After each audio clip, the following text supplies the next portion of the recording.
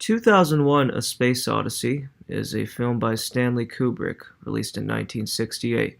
It's known for its densely layered storyline full of underlying meanings, often the subject of debate within the cinema world as to what those underlying meanings particularly mean. And a way in which Kubrick adds to the famous ambiguity of the film is the way in which he edits the film. And in fact, editing is ultimately what makes this film stand out so much.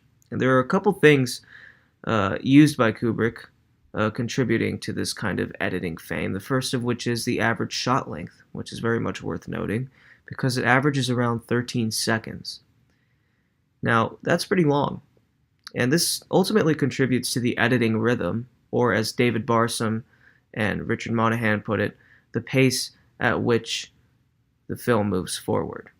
That is editing rhythm. So as you might imagine, if the average shot length is 13 seconds, the shots tend to be long and drawn out, and this leaves viewers to examine every scene carefully. In fact, Kubrick speaks to this particular facet of the movie in an interview that he did with Playboy in 1968, in which he says, 2001 is a nonverbal experience. Out of 2 hours and 19 minutes of the film, there are only a little less than 40 minutes of dialogue. I tried to create a visual experience, one that bypasses verbalized pigeonholing and directly penetrates the subconscious with an emotional and philosophic content. Now, another thing worth mentioning when it comes to editing in this movie is the graphic match cut. Now, again, using Monahan and Barsum's looking at movies for a definition for a graphic match cut, it is two shots that are matched by the shape of what we see in those shots. In fact, the graphic match cut shot in this film is so famous that Roger Ebert even mentions it and calls it the longest fast forward in the history of film.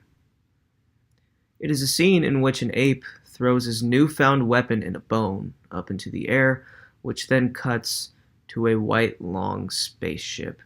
And in this one cut, thousands and thousands and perhaps millions of years of human technology and advancement are passed with just one cut.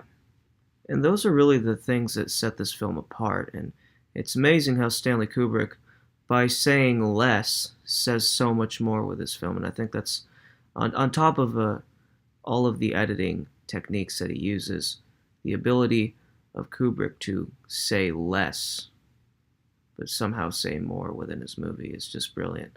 And that is 2001: A Space Odyssey.